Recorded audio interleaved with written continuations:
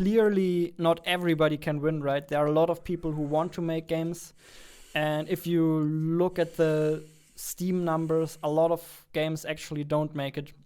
Like, what's your opinion on that? Like Correct. The statistics kind of speak against the indie game dev dream.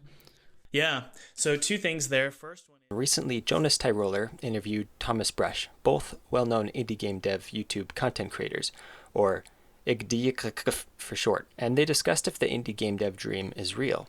I personally think a more appropriate title for the video should have been, Is the indie game dev dream attainable? But that's not really my purpose here. Thomas Brush understands, though. Yes, the dream is real, whether you can accomplish it. Okay, don't worry, we'll get into it. This is the speed round, man. While watching their discussion, there were a few things they said that I didn't really agree with 100%, likely because what they said just sounded incomplete, perhaps due to lack of time in editing, more likely because it was an interview and there just wasn't time to sit down and write it all out like I have.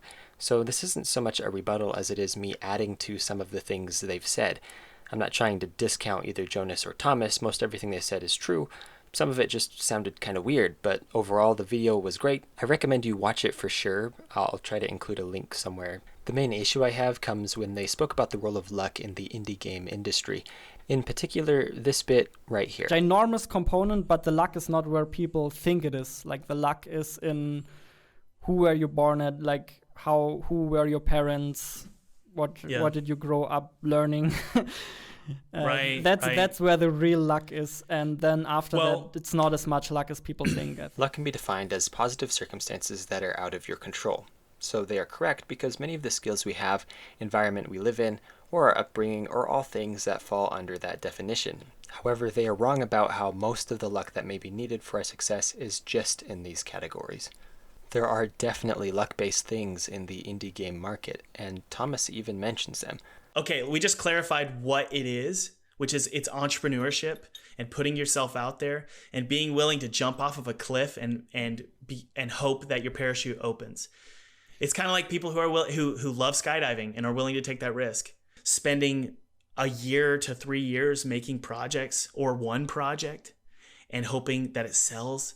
You got to be willing. It's kind of like buying a lottery ticket every day and hoping that it pays off, right? There's an interesting psychological phenomenon that happens to people who achieve some level of success. It causes them to attribute their success to their own skills. And just as interesting, those who do not succeed more often blame circumstance. This isn't a bad thing. It's just hard to recognize what role chance and circumstance plays because it's so intangible and the hard work we go through is easy to remember.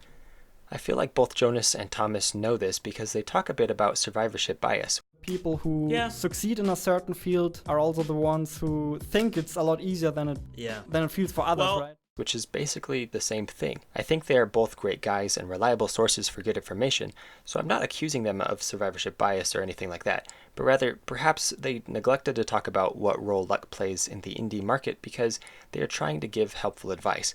And advice usually covers things you can control, like skills or strategies.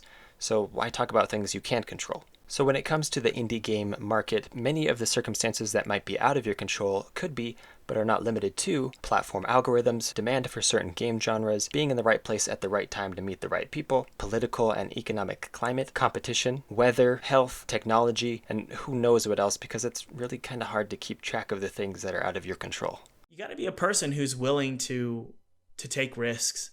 And I hate saying that because it does isolate. It narrows down the people who thought that they wanted to be an independent game developer. Depending on the market, there are varying levels of luck needed to succeed. I would suggest that markets with lower demand require more luck, and those with higher demand require less. For example, a career in software development, which according to Forbes magazine, has a college placement rate of around 70%. Most likely due to the high demand in that marketplace, and thus requires less luck than, say, visual and performing arts, which has a much smaller 28% placement rate due to low demand. And many sources say that only 2% of actors can actually make a living. And according to Jason Husky, a games and digital media consultant, success rates in indie game development are less than 1%. I am a firm believer that regardless of the circumstances you were born into or the talent you do or don't have, Anyone can become good at anything, and after watching their video, I would say that both Jonas and Thomas agree with this. You might not be super talented in one key area, but let me ask you a question. Have you read any books? Have you reached out to anybody to ask them to mentor you? What YouTube channels are you following? What online courses have you taken? So really, the random circumstances you are born into have little to do with your chances of success in indie game development. And by this same reasoning, the luck factor in the marketplace can also be mitigated by your efforts. And I think this is what Jonas and Thomas were trying to get across throughout their whole video. All the advice they give, specific or vague, is with the intent to help you increase your skill level in development, decision-making, strategy, and overall knowledge of the marketplace in order to decrease the amount of luck you will need to rely on. There's crowdfunding, there's publishers, there's... Just get the scary part out of the way. So that is definitely something I would subscribe to and recommend as well. You should be reusing your code base, flipping through your phone for an hour when you're taking a dump, when really you should have been taking a dump for like 5 minutes. Go throw the ball with your son. That's way more valuable. Why? Because if this fails, you're going to go, oh, I sacrificed my son's teenage years because I was too obsessed with my game. I was originally going to make a video where I talk about how it's better to enjoy the ride and stop focusing on the hard-to-obtain indie dream. But as luck would have it, whether good or bad, and I like to see it as good, Jonas Tyroller published a video on a similar topic, the indie dream, so now I guess I'm just adding to what they had to say. I was going to talk about a study from the University of Pennsylvania that found the more you visualize yourself at your end goal, the more frustrated you become when you run into roadblocks. And it's better to actually just visualize yourself doing the tasks that get you to your end goal. So my advice to you, if you want to overcome the luck factor in the indie game market, as well as just to better enjoy your life in general, stop focusing on the indie dream.